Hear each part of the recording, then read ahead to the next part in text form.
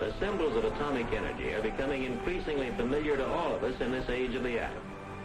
Inventions pertaining to atomic radiation, like the nuclear reactor these technicians are working with, are bringing scientific achievements undreamed of a few decades past. Particularly promising are the advances being made in the biological sciences through the application of the atomic elements made radioactive artificially in the nuclear reactor are frequently used as sources of such radiations. In the metal cylinder coming out of this nuclear reactor is one of these elements which has been bombarded and now contains a radioactive isotope. Such radioactive isotopes are among the newest tools to be applied to problems in biological research. Sometimes the scientist wishes to observe the effects of the radiations themselves. Alpha particles, beta particles, gamma rays, and neutrons are some of the most familiar kinds of radiation. Gamma rays are particularly useful in the study of living things. Gamma rays, like other kinds of radioactive energy, affect living cells. If the effect is serious enough, the entire organism becomes ill and is stunted or dies like the plants nearest the source of gamma rays emanating from radiocobalt located inside this pole. Most radiation experiments, like the one going on here, do not destroy the living thing being tested. For example, geneticists apply gamma rays to living cells to discover the effects of radiation on growth and heredity. In one kind of experiment, one-celled forms of life are used. Here, a one-celled form of life is reproducing by simple division. Some forms multiply by sexual reproduction. Does radiation affect the rate at which such cells reproduce? In a typical experiment, the geneticist seeks the answer. He transfers a culture solution into a radiation chamber. This culture solution provides a favorable medium in which paramecia, a kind of one-celled animals, live while being subjected to gamma rays. Next, the living paramecia are placed in the culture solution. They may be irradiated in a lead safe like this. Inside is a source of radioactive cobalt that releases gamma rays. After irradiation, the paramecia are carefully observed under the microscope so that the number of cell divisions can be counted.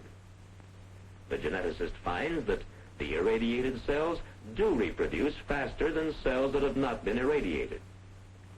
Future generations of paramecia will also be studied to see if the effects of radiation are transmitted from one generation to the next. Experiments using radioactive elements are being applied to larger forms of life as well as to single-celled forms of life. Here, corn plants are the subjects of experimental work. Gamma rays, released by the radioisotope cobalt, located within the hollow pole, are affecting cells of the corn pollen. Experiments are also conducted in special indoor plant growth rooms like this one, where they can be controlled even more closely than is possible in the field. The plants in this growth chamber are being subjected to gamma rays released from a radioactive element inside the lead container. The problem is to discover how this atomic radiation may affect the hereditary characteristics of living things. That is, how do radiations affect the tiny units of cells called genes that transmit hereditary characteristics? The genes are represented here as bead-like bodies attached together in chains. Every living thing inherits its characteristics from the genes of the parent cells that have gone before and passes on similar characteristics to its descendants. Atomic radiation interferes with the normal process by breaking apart the chromosomes which carry the inheritance genes. In this way, radiation affects inheritance. Chromosomes like these from corn are large enough to see under the microscope.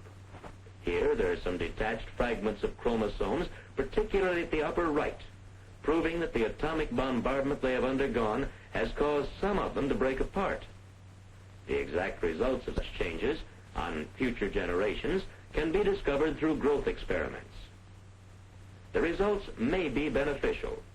Already a strain of corn that is especially resistant to fungus disease has been produced through irradiation studies in which radiations have affected the parent plant cells. Scientists use radioisotopes in another entirely different kind of experiment, the tracer study. In this kind, they try to avoid any effects of the radiations themselves.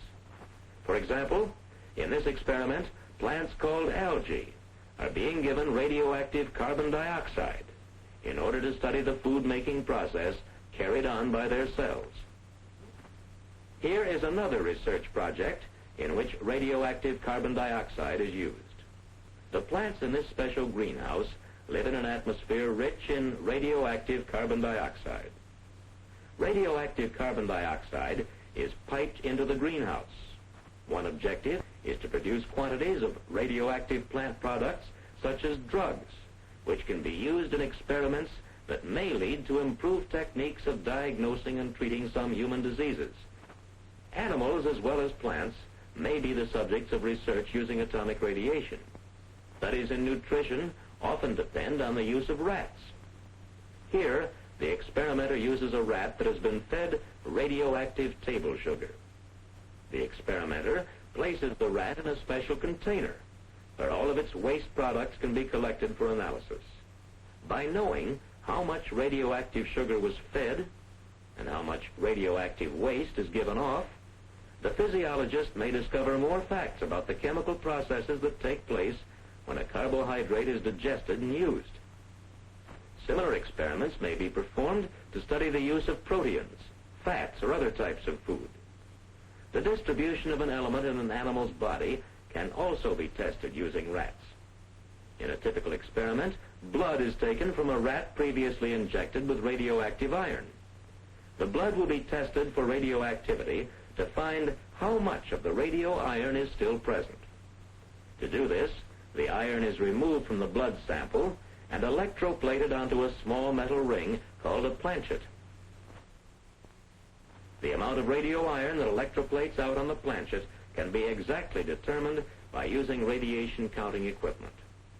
Based on such experiments, the dosages and techniques of using radio iron for treating disease may be perfected. Much of the research in biology is done in the hope of contributing to the welfare of humans. This is particularly true in the study of diseases like cancer. Learning to control a disease depends in part upon understanding the processes by which the disease develops. In cancer, animal experimentation is especially helpful. Experiments are planned to study how cancer develops. To do this, cancer may artificially be induced in animals through excessive exposure to radioactivity. Here, beads containing a radioactive isotope are strapped to the rat's body. The radiations released cause the rat to develop cancer. Other experiments are devised to study techniques of treating cancer. One technique employs the cyclotron, a machine that can produce a stream of extremely fast-moving atomic particles. In this case, a beam of radiations called deuterons is used.